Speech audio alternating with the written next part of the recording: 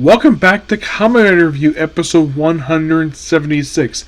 We are here reviewing the final 4 episodes 47-50 of Kamen Rider Ryuki. Yep. 47, it's like, yeah, Kiddo basically, that's his last name, he's common referred to as Kiddo in the series. He basically is determined just to fight. And he becomes a bit self-destructive. Even, Koda basically knows this too. He doesn't want to fight him. He's not in the mood. Eventually it takes fighting Monster to calm him down. And he gets out of it. And slowly they find out that about the monsters. Also, like, Christmas is coming up. And also that Yuri's birthday is next month. And it's shown on the calendar it's actually January 19th.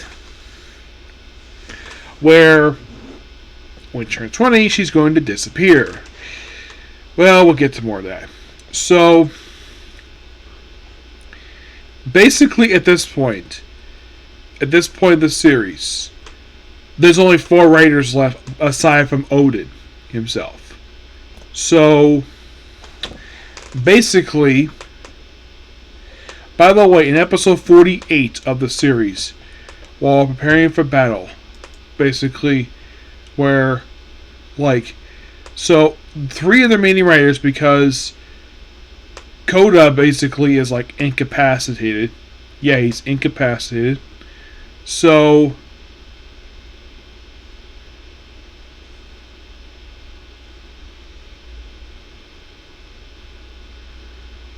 yeah. So at one point, because Yuri does not like what's going on, she wants to end this fight, so she tries to commit suicide by trying to jump off the building. Look up, she's stopped by her brother and put in a room. I thought, okay, this room will calm her down. But according to the way the flashbacks show it, this is the very same room where what happened, the flashbacks happened. So, yeah. And throughout this, basically, she's slowly disappearing. By the end of 48, she's gone. Well, actually, by the end of 49, she is gone. Yes. Also, Rinko, this basically. Also, and this is really cool. 48, we actually have characters outside of the writers and Yuri mention the words Kamen Rider, which is interesting because those 2 words have been said a lot throughout the series per se, but never spoken by characters not associated with the writers. Aside from the writers themselves, the only person mentioned named Kamen Rider is Yuri. Aside from her, that's pretty much it. There's nobody else who brought this up at all. And it's like, oh, they find out about the writers, and also they move back into the office despite it being foreclosed in the previous episode. Yeah, it scores according to the editors. Like, we'll make the money back somehow, some way. Yeah. So, how does Rinko find out about Kiddo being a writer?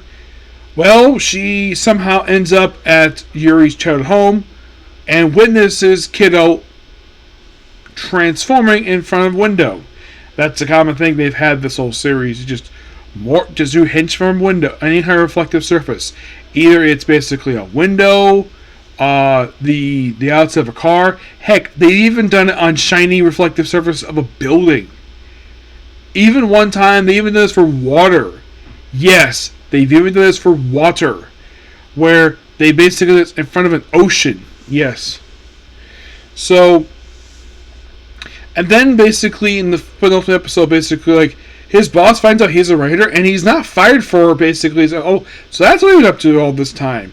And then of course, then we have monsters, lots of monsters attacking, and Kiddo basically ends up saving a little girl from a monster, and he gets stabbed in the back.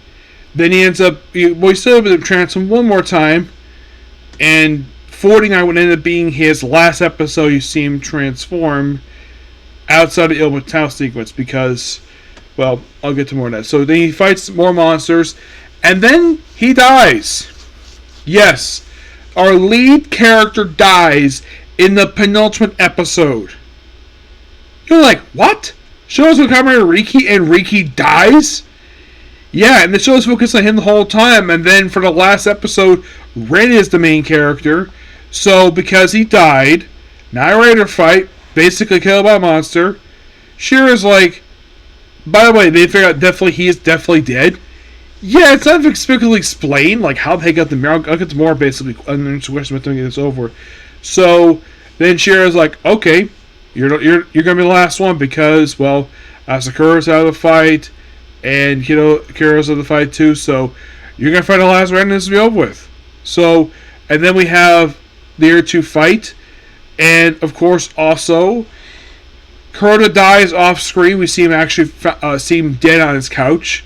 And then it's revealed his servant, Goto, has actually decided to transform. Apparently he is actually Goto in the last episode. As for, now we see him get it in 49. As for, weird thing is, we don't see him transform. We see him untransform. And then of course he dies. Asakura's like, there's nothing left for me. So then he proceeds to pick up a pipe, and he gets basically mowed down by police officers with freaking shotguns, because apparently they've given the order to basically shoot if he resists. So then Ren battles Odin, and he's able to win thanks to, well, this is after Yuri disappeared.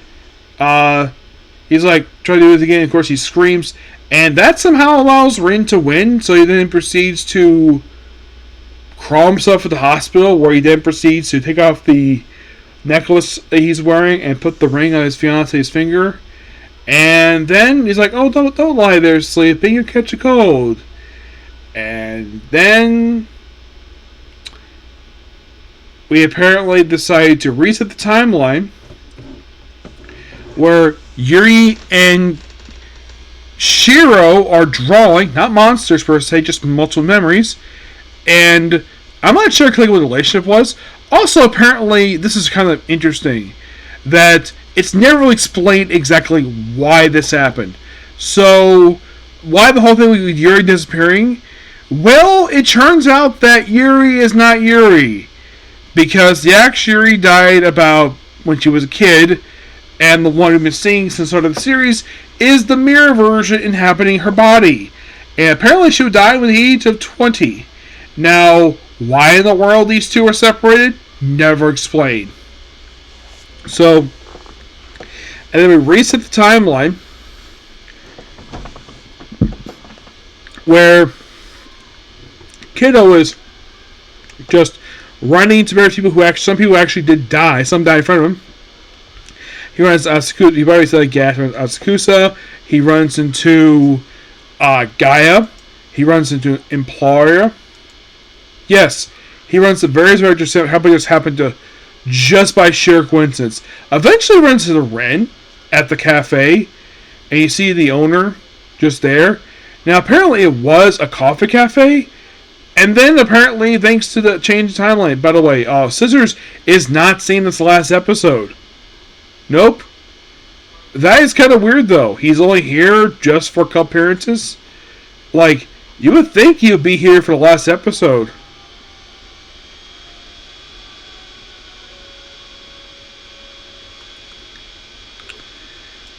I remember seeing Implorio. Yeah. It is kind of it. Yeah, Implorio. I thought I saw him, but nope. Guy, Rhea, they returned, but Scissors, Tiger did. And also, Kota. Yeah, he returned. No mention of Goro was alive. Yeah, there's no mention at all. Yep. And, well, the thing ends with basically with Kiddo at the cafe talking to Seneko. He's ordering tea, because apparently it used to be a coffee cafe. Now it's a tea cafe for some reason. No exchange for this. Also, and this is really, really weird, you would think with the reset timeline they would basically have making me not work for the journal. But apparently she's still working for the journal despite the time we reset it. This actually is not explained, despite the fact prior to the Writer War, she never worked for them.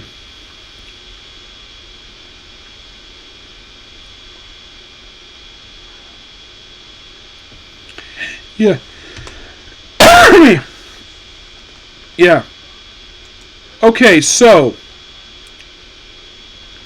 uh I did really enjoy this series, but I have issues. Okay, so here's some questions that the show never answered. Number one, several times in the show they mentioned Cheryl died. Despite him being there, apparently his physical body, how the heck he died, never explained. Two, the scene where Yuri dies, for some weird reason, the parents decided to close the door and trapped him in the room for no reason. No explanation was given. The parents would never see him. We see a hand. We don't really see the parents at all. Nope. What happened to them? Presumably they died. Also, why were these two separated as children? That was never explained. It's like, what exactly was going on here? I don't know. Let's see. What else was there? Number 4. When in the world did Cheryl make these decks? Good question. Number 5. How the heck get to Mirror World and get in and out quickly and somehow still be able to move? And supposedly not a physical body. It's not really explained here the reason for it. Number 6. Why? I get the fact they did this up for a while, but why didn't Yuri notice the fact something was wrong, something different about her when she woke up from her whatever basically she was? 7. Why did they draw the monster to the kids? I don't know. It just happened. Also, the picture changed. Yes, they changed the picture after the timeline skip. Yes, the timeline reboot. It just making sense here. It comes to that. Oh yeah, Goro was saying. I'm trying to think. What else is there?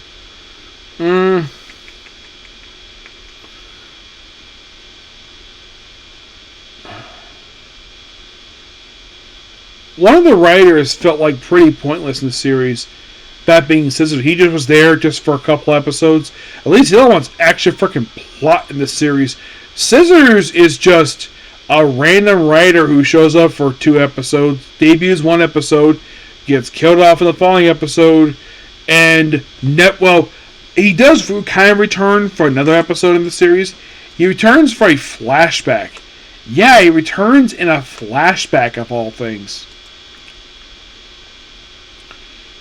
Yeah, it's kind of weird.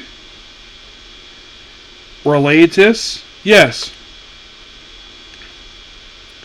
Yeah, he just randomly returns in first in flashback in 2016, and then he's brought back in a flashback via time travel in 28, and that was it. Yeah, he did kind of return after this post-mortem, but I didn't get the purpose of this character. Like, okay, so he killed people, he killed one guy, put him on the wall. At least the other ones had purpose in the show. Rhea basically was a good ally until he died. He got killed by Oja. Guy was a dick. Yep, he was a massive dick. Yes, he was more of a dick than Zoda was. Oh my gosh. And by the way, he was actually the son of a president in the show. Yeah, him being rich, it's never really dealt with it at all. I did like Implorio, where he basically was like, became a company president. I thought that was cool. Early concept, like I said before, was early concept explored over until 01. Tiger, I felt as though he was a pretty useless character. I didn't understand the purpose of his character. It felt like the writers of the show didn't know what the heck to do with him half the time. They just gave up on him. Oja Asakura, great character, great development. He's still a massive dick in the show from start to finish, from the moment he showed up, and then he escapes. Kind of interesting, he's recruited late in the game.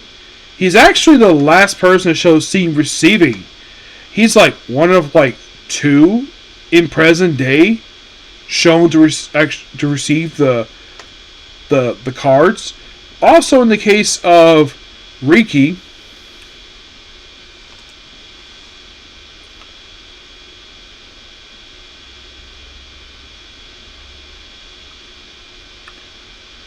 they mentioned this guy Koichi Sakabura, where he apparently was defeated at some point. It's not really explained here when it comes to that. Yes.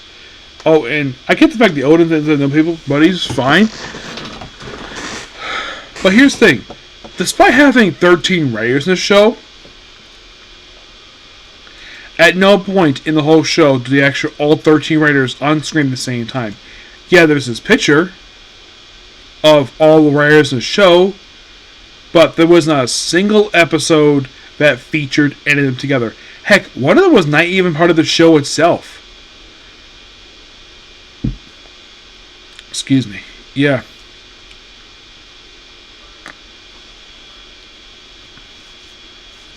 And that was a character who only appeared in a movie, which I'll discuss another time. Kamen and Family, the only female writer they have the whole series.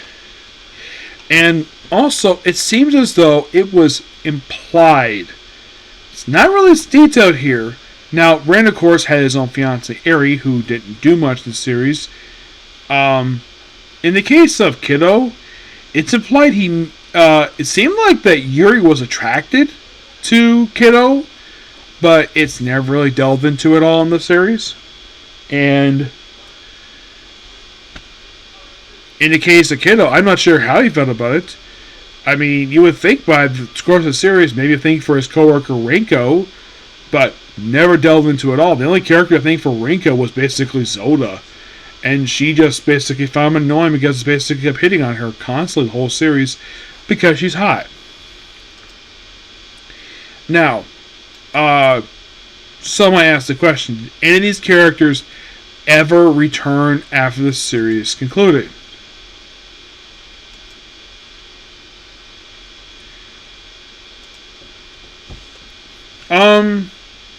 Yes, kind of. Mostly put, those of you curious, did the actor himself who played Ryder in the show, did he ever return?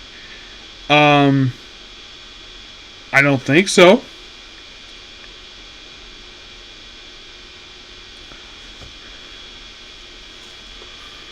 Yeah.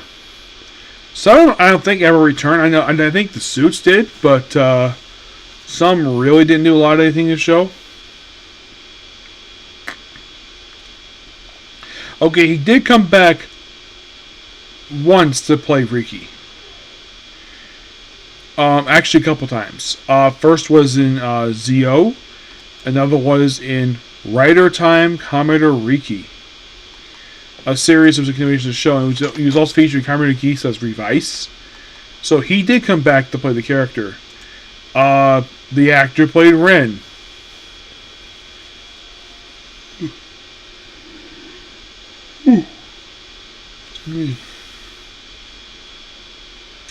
Because, of course, it's early Heisei, some of these characters never really turned after this at all. Yeah, because the thing with the first 10 years when I read for the Heisei era, they kept these shows very self-contained. It's like, oh, and the whole thing when they mentioned the word Kamen era, it's like, okay. So it's like, if you think about it, I think like the only time these characters returned was in movie Battle Royale. And I'm assuming by the same actor. But what about the supporting cast? Did any of them act return after this? Let's talk about Rinko first. She did not return after this.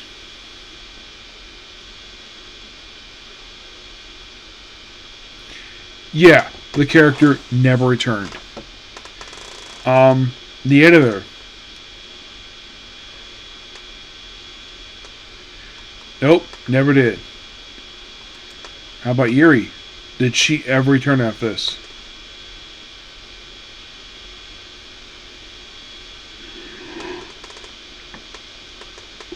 And apparently when they returned for the web show, they were all in their 40s. Yuri, one of the main characters of the show? Nope, never returned.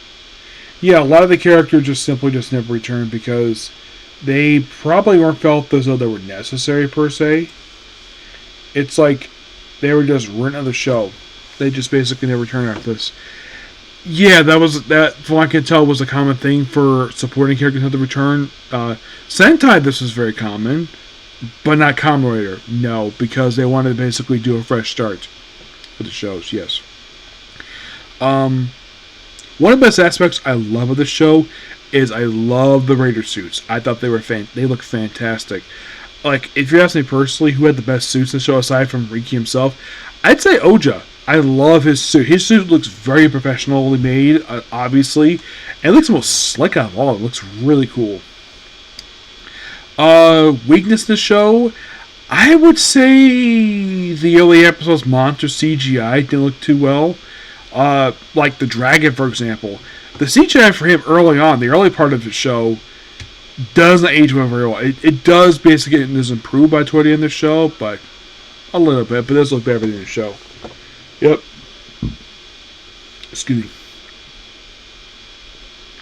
Also, one thing the show era basically was notorious for was all the villain organizations basically had their own grunts. Technically, this show didn't have any villain organization. Yes, it's basically Shiro and monsters, but that's kind of the Heisei era in that show when it comes to that. Yep.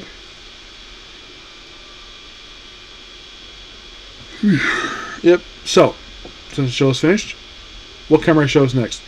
Well, I made a decision with this one, and in this episode of a brand new series, I'm going to resume with Kamen Rider Agato. But before that, I am going to watch one of two Metal Hero series. The first one's going to be Jiraiya. Yep. I thought it was time to do My Hero Vigilantes. I'm probably going to do it tomorrow at this point because I'm getting very tired right now. So that's be pretty much a particular view. Please be sure to like and subscribe to notifications, and I will see you all tomorrow. Bye.